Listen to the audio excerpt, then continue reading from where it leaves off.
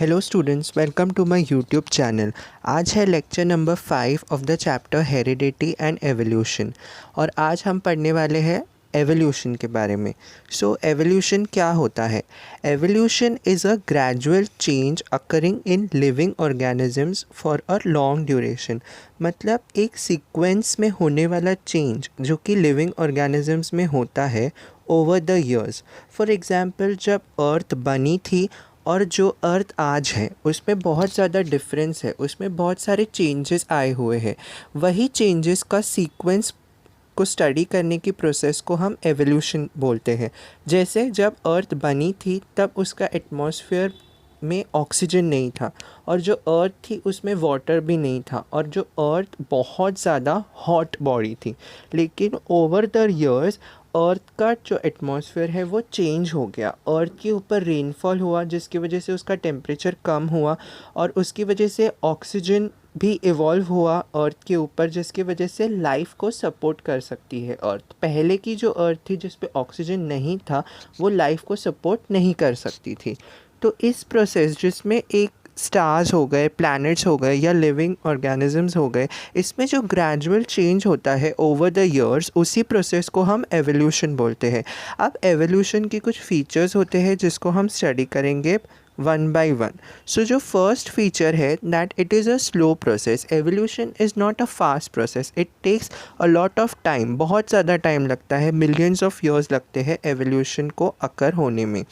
Next point है कि ये क्या बताता है, shows changes occurring from stars and planets to the biosphere. मतलब स्टार्स में भी चेंजेस हुए हैं, प्लैनेट्स में भी चेंजेस हुए। जैसे मैंने आपको अर्थ का बताया, अर्थ जो पहले बहुत गर्म थी जिसमें एटमॉस्फेयर भी नहीं था ऑक्सीजन वाला, वो अब जाके ठंडी हो गई है, लाइफ को सपोर्ट करती है और इसमें ऑक्सीजन भी अवेलेबल है। सो सभी चीज़ों का एवोल्यूशन हुआ है। जैसे ह्यूमन बींग्स का भी एवोल्यूशन हुआ है। पहले के जो ह्यूमन बींग्स थे, मंकीज़ थे, फिर एप्स थे, उनसे फिर ह्यूमन बींग्स का एवोल्यूशन हुआ है। हमारी जो ब्रेन की कैपेसिटी है वो भी इंक्रीज़ हुई है, इंटेलिजेंस जो हमारा है वो भी इंक्रीज़ हुआ है। पहले के जो मंकीज़ है और एप्स है उससे हम काफ़ी ज़्यादा इंटेलिजेंट बन चुके हैं। नेक्स्ट पॉइंट जो है वो formation of new species in response to natural selection. मतलब during the process of evolution नए नए स्पीशीज़ बनी हैं।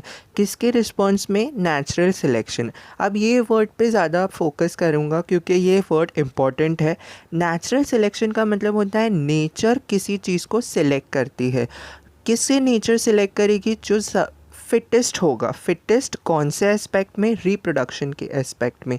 जो रिप्रोडक्शन के एस्पेक्ट में फिटेस्ट होगा उसको नेचर सिलेक्ट करती है और उसी से फिर न्यू स्पीशीज़ बनती है।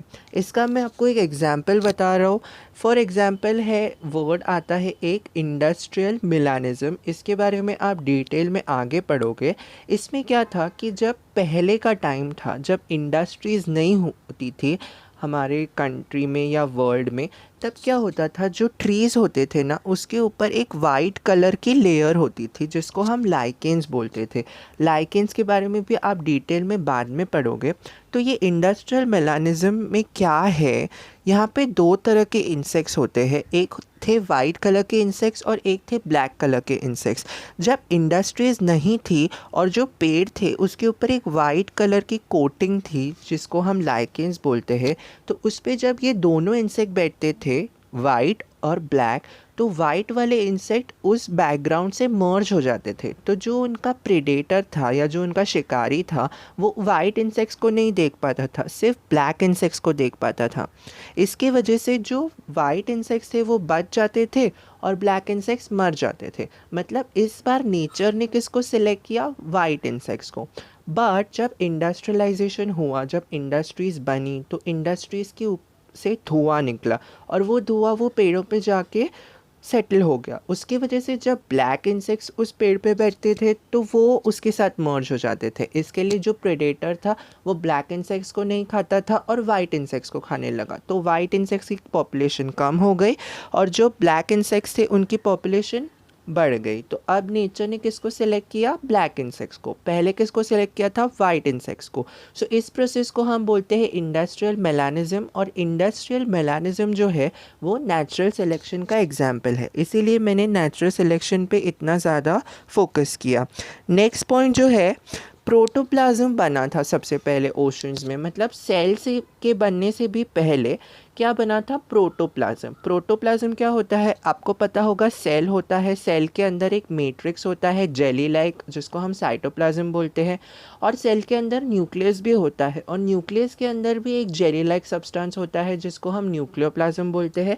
इन दोनों को मिलाकर हम प्रोटोप्लाज्म बोलते हैं। मतलब जो सेल के अंदर जेली प्रेजेंट है और जो न्यूक्लियस के अंदर जेली प्रेजेंट है, सेल के अंदर वाली जेली को साइटोप्लाज्म बोलते हैं, न्यूक्लियस के अंदर प्रेजेंट होने वाली जेली को हम न्यूक्लियोप्लाज्म बोलते हैं, दोनों को मिलाकर हम प्रोटोप्लाज्म बोलते हैं। तो जब सेल भी नहीं बना था उससे पहले प्रोटोप्लाज्म बना, प्रोटोप्लाज्म बनने के बाद सेल बना, उसके बाद नेक्स्ट पॉइंट, उसके बाद बने यूनिसेल्युलर ऑर्गेनिज्म, मतलब एक सेल्ड वाले ऑर्गेनिजम्स, उससे बने मल्टी सेल्युलर ऑर्गेनिज्म। और ये जो होल प्रोसेस थी इसको कितने साल लगे? 300 करोड़ ईयर्स लगे इस पूरी प्रोसेस को होने में। नेक्स्ट पॉइंट जो लिखा है वो है progressive development of plants and animals from ancestors having different structural and functional organisation is called evolution. तो एवोल्यूशन की डेफिनेशन आपके बुक में क्या दी गई है? प्रोग्रेसिव डेवलपमेंट, मतलब धीरे धीरे होने वाला डेवलपमेंट, किस में? प्लांट्स और एनिमल्स में। और वो डेवलपमेंट किससे हुआ? उनके एंसेस्टर्स, मतलब उनकी प्रीवियस जनरेशन से, और जिसकी वजह से डिफरेंट स्ट्रक्चरल और फंक्शनल ऑर्गेनाइजेशन हुआ। मतलब सेल से टिश्यू बना, टिश्यू से ऑर्गन बना, ऑर्गन से ऑर्गन सिस्टम बना। ऐसा जो सीक्वेंस में होने वाले स्टेप्स में जो डेवलपमेंट हुआ है उसको हम एवोल्यूशन कहते हैं। सो आज के लेक्चर में बस इतना ही। आई होप आपको ये लेक्चर समझ में आया हो। सो अगर आपको ये लेक्चर अच्छा लगा हो तो प्लीज़ इस लेक्चर को लाइक कीजिए, चैनल को सब्सक्राइब कीजिए। Thank you so much.